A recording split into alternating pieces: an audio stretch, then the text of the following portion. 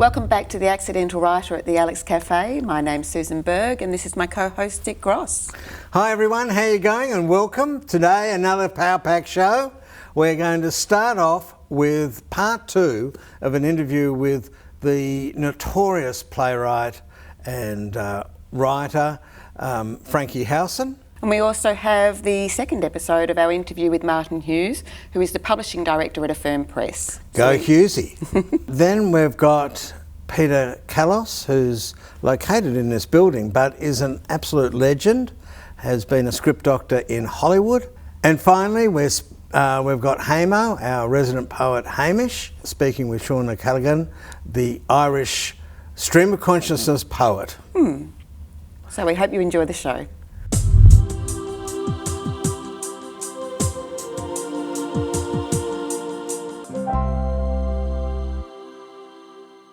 You know, most Hollywood films, you know, in the first 15 minutes, I can tell you how it's going to come out. Yeah. You know, I lived in Hollywood for 9 years, and I know the formula. So what did you do there? I worked. I wrote a lot of scripts, or script doctor on a lot of scripts. Or I didn't What's get credit. the script you're most proud of, as either a doctor or an originator? Script I'm most proud of? Probably the musical I did a couple of years ago, Dream Lover. With David Campbell, directed by Simon Phillips.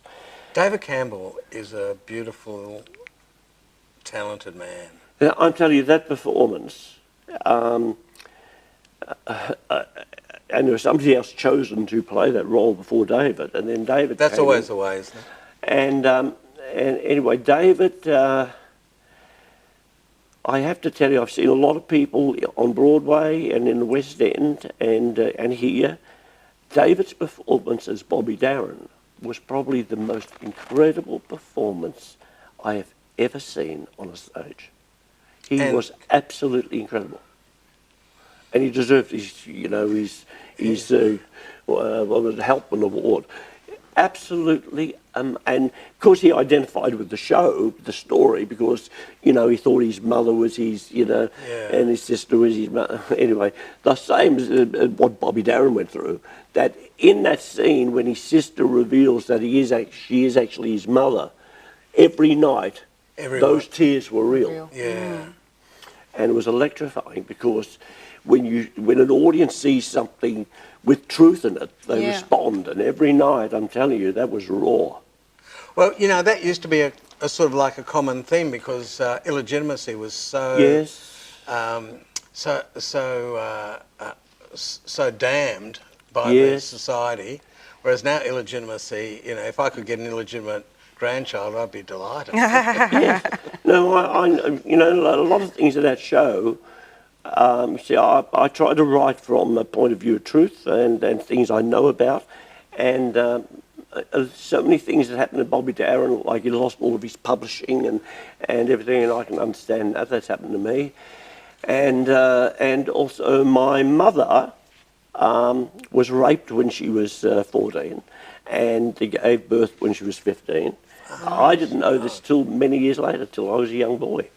And I'm at my uncle's place, and then one of the kids told me, he's not actually your uncle, he's your brother. Wow. So I understand that too.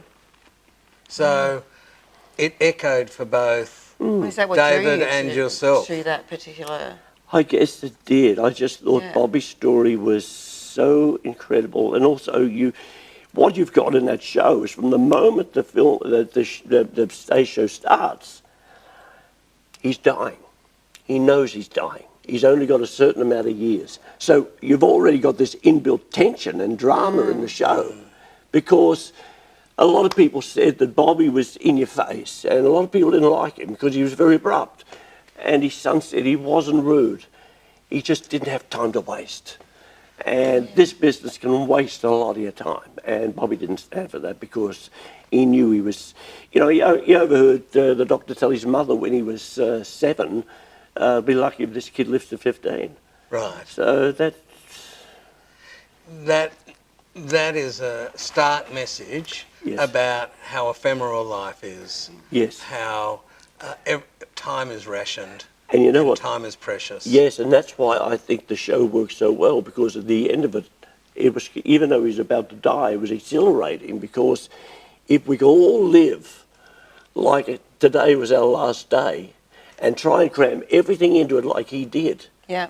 it would be amazing. You know, what you would choose to do and what you wouldn't. Yes. And, yeah, the people you would choose to surround yourself with. Of course. Absolutely. And Dodd Darren, his son, said, a lot of people say that disease killed my father. He said, no, it made him my live. father. It made him. So a lot of people are people like me who are Yes. potential writers, and Yeah. so people who come on the show, I like to ask them to distill the lessons from Yes. that. What would you say you learned about writing from Dream Lover? You've already said one thing, which is about the truth. Yes, no, I would, well, go back to, when I started. What I found, and when I did I wrote about 13 films before I went to LA here, and what I found, even though there's something of me in every film, all of those early films, what I found, the more personal my films became, the more people identified with them. Yeah. And I think it's funny all that about we pulling think on the something that's heartstrings. happened to us. I think something about my life boring. Who'd want to know? No, it's actually the opposite. Yeah. Because we think, nobody else would be interested in that. Oh, you'd be amazed how many people go, that's exactly what happened to me. And the more mischief, the more trauma, the more, Yes. things that happen, the course. more that Of course. people can identify with you. That's Yeah. right. And, our lives, nobody could have invented my life. There's no doubt nobody could have invented your life. Yeah. It's unique. And that's why I say to young writers that, please hold on to that uniqueness. There's no one like you in the world. So actually capitalise on that. So will you write about your whole life? And Yeah, I've just finished writing my memoirs of my life in the film business. Right. And when it comes out, there'll be 3 people talking to me. Oh, okay, all right. How long did it Well, take we'll you to talk write? to you. We'll talk to you.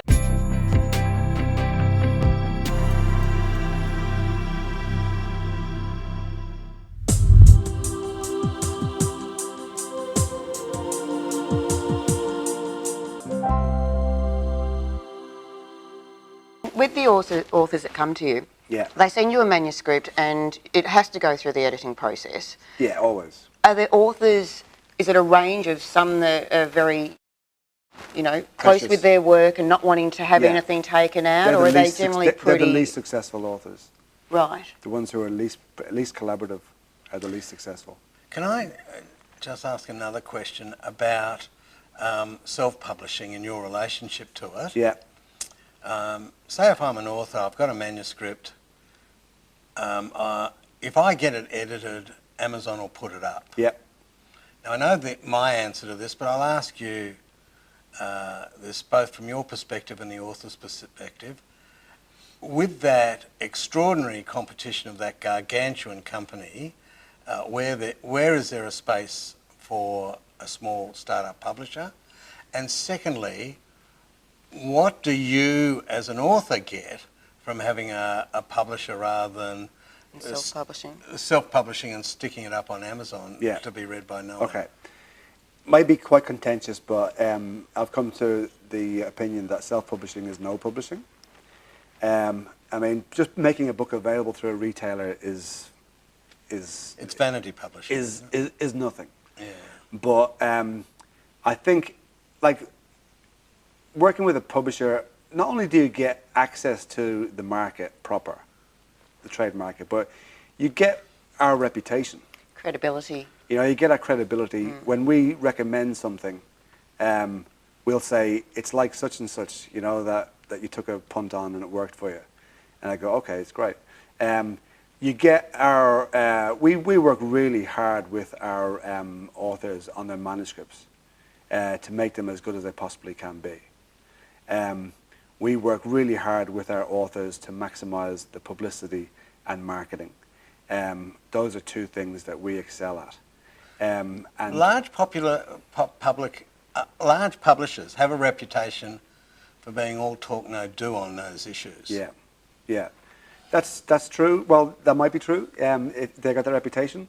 Like I said, I'm not going to denigrate any other publishers, but we'll talk ourselves up at every opportunity.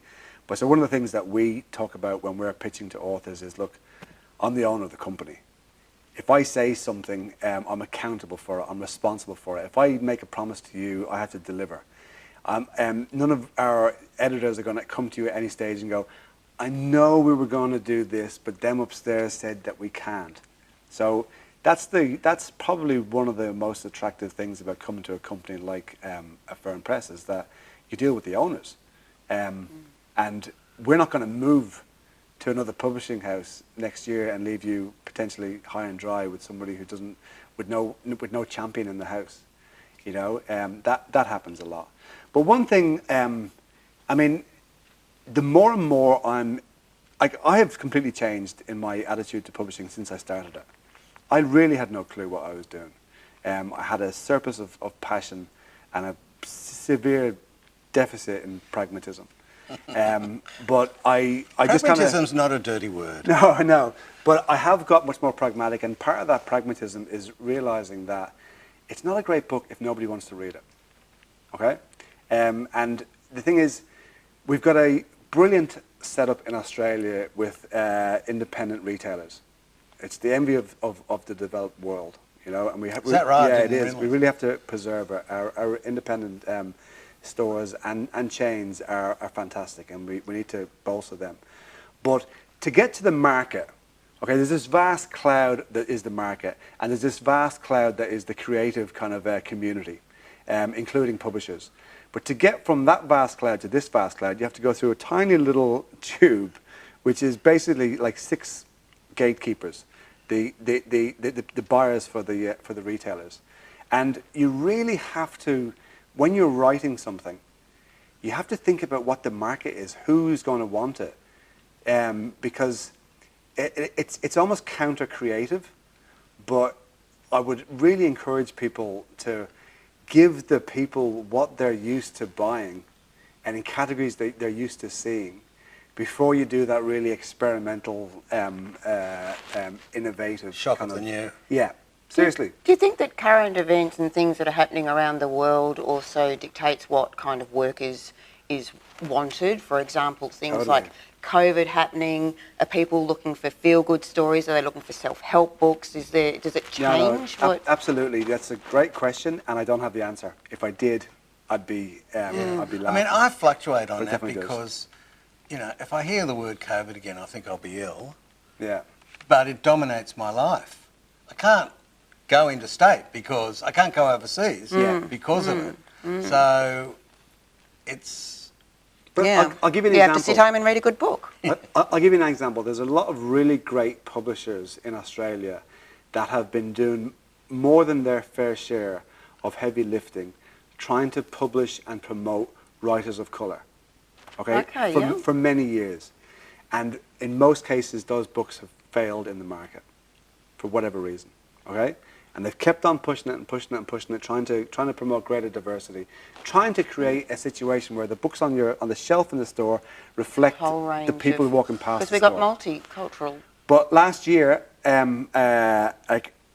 first of all, from an Indigenous perspective, Stan Grant, Talking to My Country, Stan Grant opened that category. Who published that? I think that could have been Harper. But that was a great book, opened that category. Yeah. Black Lives Matter, George Floyd death this year, opened the category for people, for writers of colour. So it might change, have to be patient. Absolutely, and you just do not know. You know, Phosphorescence was one of the hit books of last year. Okay, that came out, Julia Baird, an ABC journalist, and it's all about basically resilience. That came out the same month as COVID, when everyone was forced into lockdown. And it was absolutely the tonic people needed right then. Yeah. You can't pick that. No, that's But having said serendipity. that, Is absolute serendipity. Absolutely. Having said that, every publisher in the country is looking for the next Phosphorescence.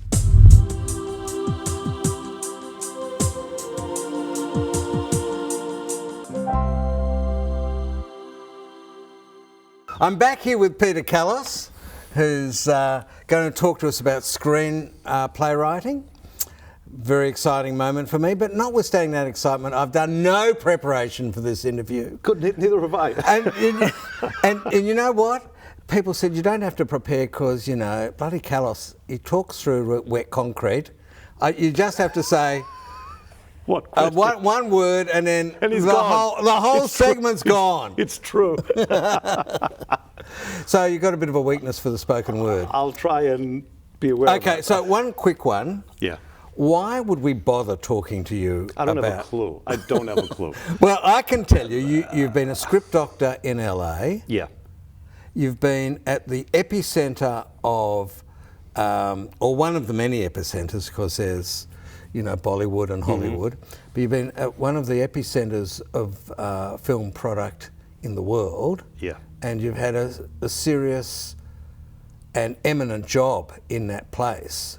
Mm-hmm. So you're incredibly qualified. So could you just extemporise on that background? And I know I don't have to say this to you, but don't be modest. Okay. Here's what happened. I had signed up to the Lee Strasberg Institute, the acting school. Yeah. And literally within the first month of being there, some kid, well, I was a kid then at the time, we were like 19 or 20, said to me, I'm quitting my day job. And I said, what do you do? And he goes, I'm a script doctor. I thought he'd say I'd work in a bar or something. Yeah. And I said, really? And he goes, yeah. And he goes, come meet my boss. And I went to meet his boss, which is an amazing guy named Barry Primus. No one knows Barry, but he's done like over 150 films or something. You know his face. He's one of these guys where you go, I know this guy's face. And I went to interview Barry at his house, and we had a mutual friend. And I said, oh, he goes, you're such and such's friend. I said, yeah. And we just connected, and he said, here's a script. Tell me your thoughts about the script. And he gave me one of the scripts. Fantastic, the next amazing day. opportunity. And from there, Barry is good friends with all these so-called famous people. And then I started reading scripts for Barry, and then from there we went to different independent directors and writers, and they said, hey, give your script to Peter, he'll look at it. People like Mark Rydell, who directed The Rose. Barry was good friends with De Niro, so there's a lot of scripts coming through Tribeca that they would give to us just to read, because they trusted Barry, and Barry trusted me. And then after that, what happened is there was a guy named Jason Schumann. Jason was studying directing at the time at USC, and when he was studying directing... Southern California, yeah. And I was an actor at the time, and I was in 3 of his short films. Then he became a producer, and he gave me the first job at Sony being a script doctor. And from there I ended up to Paramount.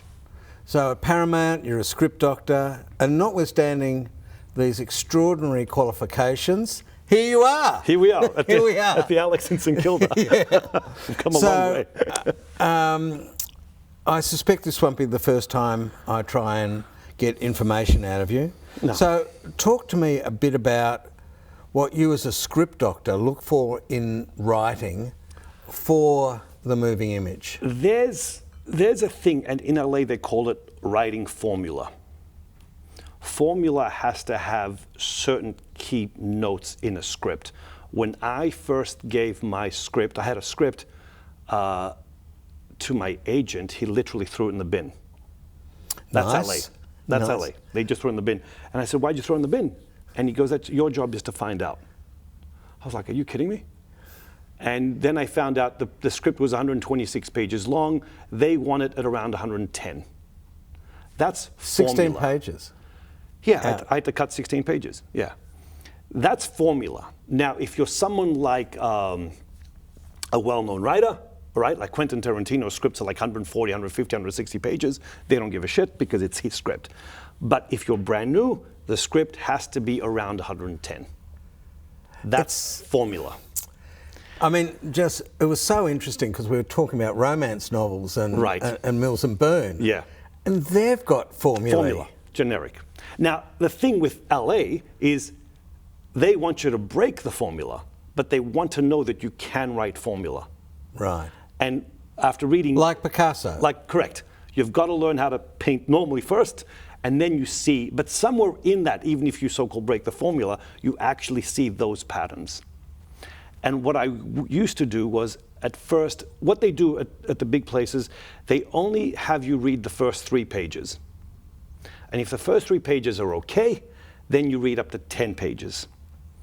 If from page 3 to page 10, the story kind of stays flat, you dump it in the thing and you write, thank you for your script, not interested. At the very beginning... It is ruthless. It is ruthless. But I used to disagree with that. Now I agree with it. And he was my lesson. At very first, there was one writer, I remember he would email us and say, hey, you know, and I wrote back to him saying, listen, your script is good, this doesn't work, that doesn't work. And my boss said, we're not a school here. He should know that. And sure enough, this guy emailed me 7 scripts, and they all had the same problems. Right. And he said, that's the point. We know that a good writer would know what makes a good script. So if there's failure there, you can tell them, hey, scene 9 needs work, and they usually have 4 or 5 script doctors. We basically read the script and say scene 9 doesn't work. If 4 or 5 of us say scene 9 doesn't work, they go back to the writer and say scene 9 needs work. And does script doctors get credits? No, we don't get credits. We get, they know us, but here's how it works. If you're the writer and I script doctor your film, or they call them ghost writers, we don't actually write. We can look at it and make strong suggestions. This is where the contracts come in. If you, I'll take a long story and make it short. This is where we get in trouble. So you ask the question. And if I'm Paramount and I bought your script outright, you get a lot of money, but you have no control over what we do with it. Right. We can do whatever you like with it. That's why some writers go see the film and they go, that's not the film I wrote. Yeah. And Paramount says, we don't care. We paid you a lot of money. Right? We change it to do whatever you like. If you say, I want creative control over it, they say, great. You take less money, you'll go creative control, and here's our team of writers, and they say scene 9 needs to change, but you've got to change it. Yep. Now, if you say, listen, I can't be bothered changing it, I've got other things to work on, then they hire other people. You get less money and less control. And you get less money, and those people get a credit. Right. So usually it'll say story by Peter, script by, and you'll find 5 to 10 names. Yep. And they've all made some adjustment. We make suggestions, but we don't make the actual adjustment. I want to go off course for a second. Knock yourself out. I always think that the screenplay writer versus the director doesn't get enough credit. In Europe, they say writer, then director. No one knows the writer, sadly. And in LA, it's reversed. It's reversed. It's the director and the actor, and the writer, no one even has heard of them. And where do you sit on that pecking order issue? Writers should get known a lot more, right? And because no one knows them. You can ask the general public, tell me your favorite director, tell me your favorite thing, but no one knows writers. You know. It is interesting. I mean, there are some, action movies where the script is probably about 3 pages long. Yeah. And I remember I went to an industrial site to look at a rubbish tip. Right. And I was there with 2 boys, and they were very quiet. Mm-hmm. I said, they've just written an Arnie Schwarzenegger script in their head for this site, because it was such an evocative site. So that's when being a director of an action movie is more important than the writer. Look, and I get that. What I argue with when I see people sending those kinds of scripts, I say, all this action, you can blow up 10,000 cars. If there's no story behind it, we literally don't care. Yeah. And a lot of those scripts fail for that reason. You go, great, action, action, action, and you go, who cares? Who cares? Yeah. You need to have that element of what's going on with the human condition at that time. Well, Pete, thanks very much. Thank you very much. We're going to drag you back again. I sense you're important to the voice of this show. Oh, I hope so. Thank you. We'll see where we go from here. See you later. Take care. Thank you.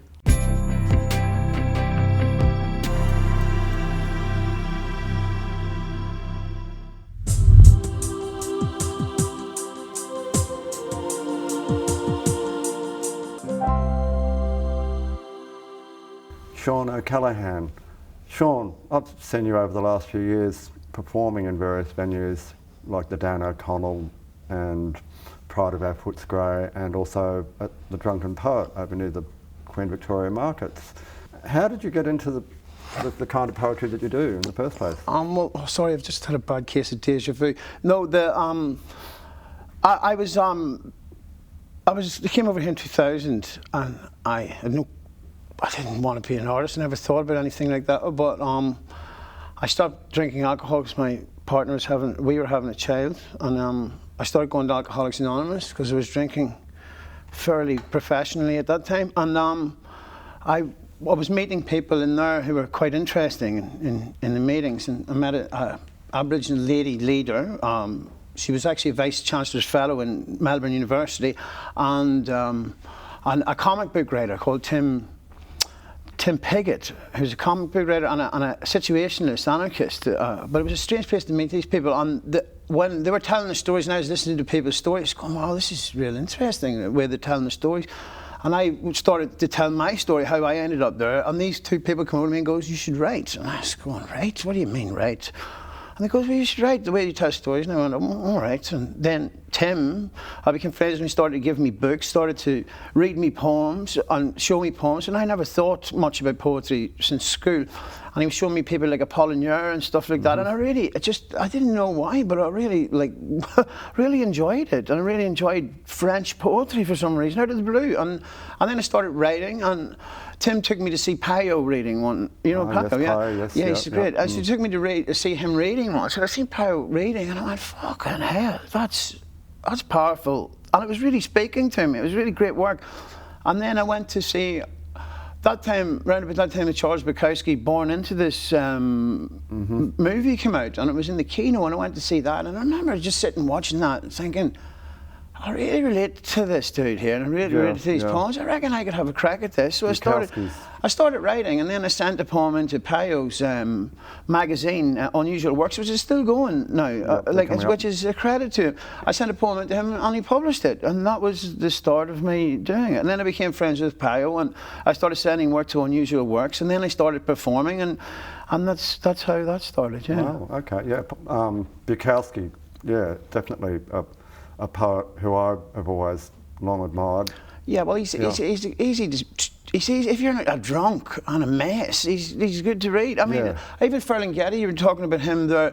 Ferlinghetti championed Bukowski through City Lights, which is a credit to him, you know, because when all the wannabe whatever sort of poets were writing their fucking bullshit through the 60s and 70s, Ferlinghetti was publishing Bukowski, which was like people like me wanted to read that at that time. I want to still. I don't read him anymore. But I find that poetry much more down to earth and much more real about how people really are and what difficulties they face in life and how they handle them. Well, it's the humour in it. The humour is great. The humour is what I enjoyed more than anything. Like all that nitty gritty, whatever. But the humour in the rubbish is well, that's what you're looking for, isn't it? And like you, I also enjoy French poetry. Apollinaire is one of my favourites amongst the French poets. You're working on a new show called Sunshine Psychedelia. Sunshine Psychedelia, yeah. Okay. Yeah. And what's happening with that show, and how are you going to be presenting it? Well, I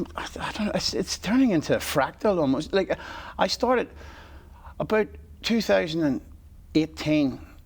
I met a girl.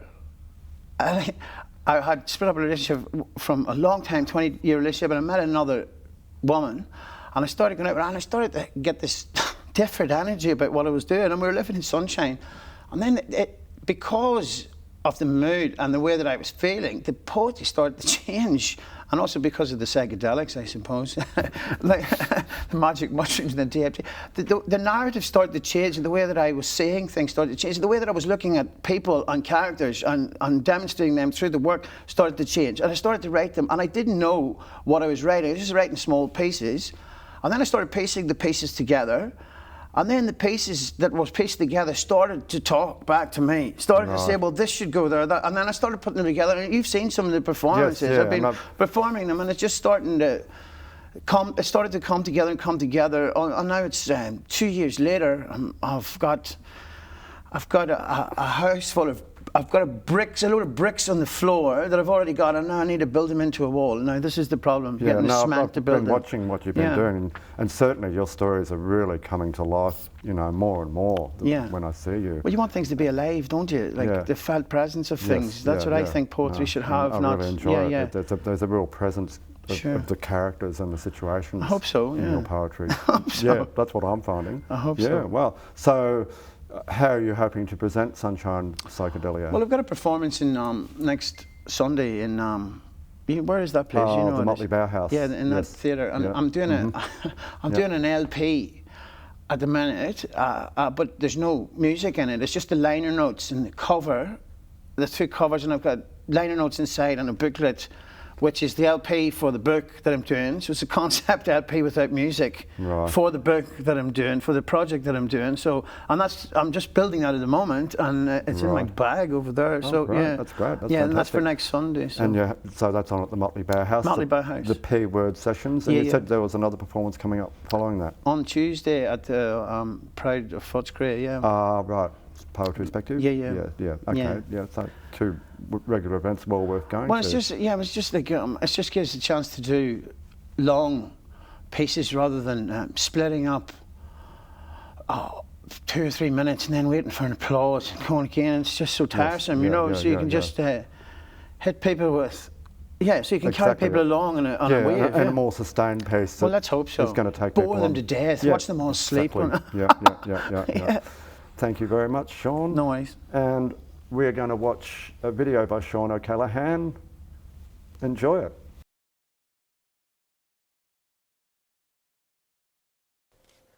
I put my hood up and it's cold, not deathly or bitter, just cold. Cold enough to bring your cheeks alive and to open your eyes that bit further to see the full moon, silver and grey glowing. With clouds that drift quickly past it above the auto repair sign that hangs on a wire fence where the barking mutt protects an old wrecked house with a boat in the garden and some dead cars. On the way to a 7-Eleven on foot for a bar of chocolate with a cup of tea Jody always wants late in the evening. On the warm sofa in front of the heater, which is too expensive when you have no money. But the moon over the auto repair shop sign is free, and the cold air that springs my cheeks to life is free. But the fish and chips I drove down for aren't, so I get the chocolate, turn around, notice all the things you can only notice walking, pay, get in my car and drive right at the big fat moon that makes the night.